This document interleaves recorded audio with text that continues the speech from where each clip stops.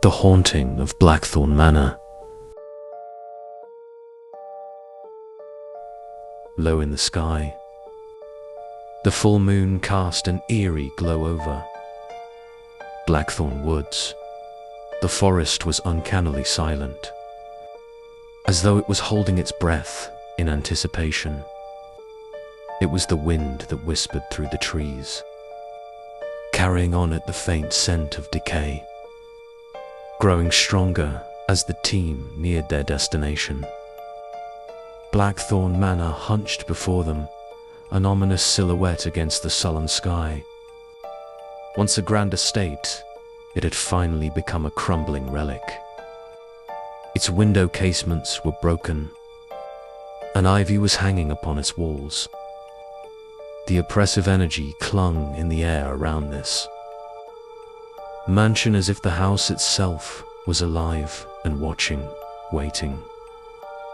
Evelyn led the way up the overgrown path. Her footfalls were steady, but the weight of her trepidation was threatening to buckle her knees. Drew was right behind her, fiddling with settings on his EMF reader. Markers filmed their approach, framing the shot to show the haunting beauty of the decaying mansion. Lisa brought up the back, her eyes closed in concentration, already attuning herself to the presence of something dark and malevolent. "Welcome to Blackthorn Manor," Evelyn said, voice steady, though her heart seemed to pound against her chest. "Let's make history." They stepped into the mansion, and the door squeaked ominously as it opened. The air within was cold and still, filled with the stench of mildew and rot. Dust filled the air. Absolutely nothing moved it except their presence. The once grand foyer was now a shadow of its former self. A huge chandelier precariously suspended from the ceiling, with crystals clouded by age. Drew set up the sensors. Evelyn ordered, her voice cutting through the silence. "Lisa, can you sense anything?" Lisa furrowed her brow, reaching out with her mind for anything of the supernatural.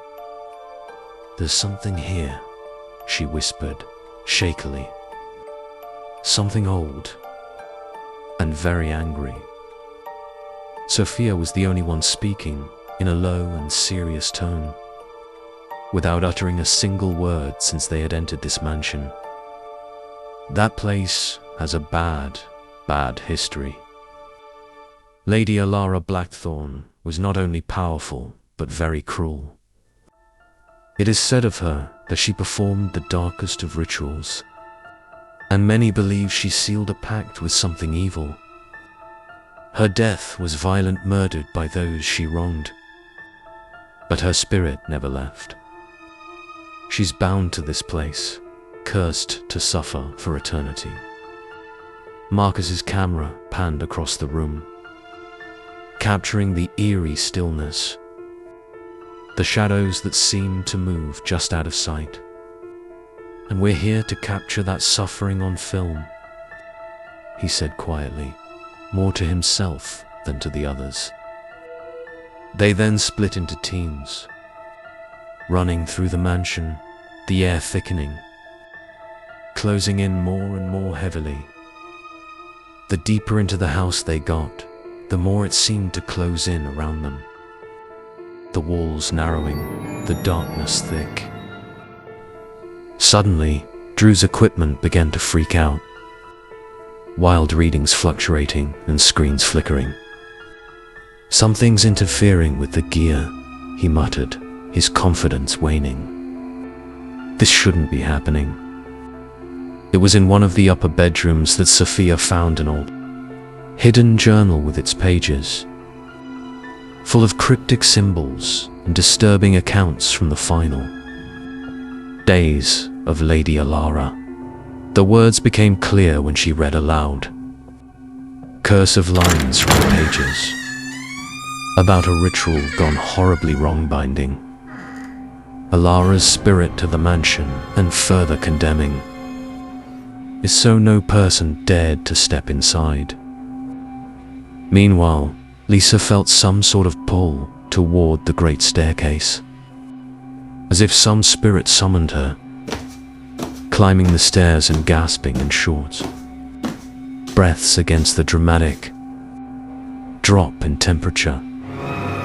Lisa saw her lady, Ella Roston, in the shadows at the top and radiating that sickly green glow from her eyes, her mouth fixed in a scream of eternal agony. Lisa Evelyn's voice spoke down the hall, breaking her from the trance. But it was too late. The ghost surged forward, her form flickering violently, and the house erupted in chaos. It was a cacophony of screams, human and inhuman, that reverberated in the air. As the walls groaned and cracked, the floor buckling, the team flew into disarray, caught in nightmares whence there was no waking. In desperation, Drew had been looking for a logical explanation. Now the ghost cornered him, his technology no good against a supernatural spirit. Sophia clutched the damned journal and knew the only way to end the terror. She had to complete the ritual that had trapped the spirit of Elara, but the ritual called for one of them to be a sacrifice. This set the team in front of an impossible choice: to finish the ritual and risk their lives, or run away and let the mansion collapse, taking the curse with it, causing more victims. It was Evelyn who ultimately sacrificed herself, turning over to break the curse and free the tortured spirit. The mansion now lay in naught but rubble, and a silence fell upon it. The ghost was gone. The curse lifted not, without great cost, for only a few members emerged from the wreckage, changed forever by what they had seen. Blackthorn Manor no longer existed, yet it became a legend. The cautionary tale about hubris, sacrifice, and the fearsome power of the unknown.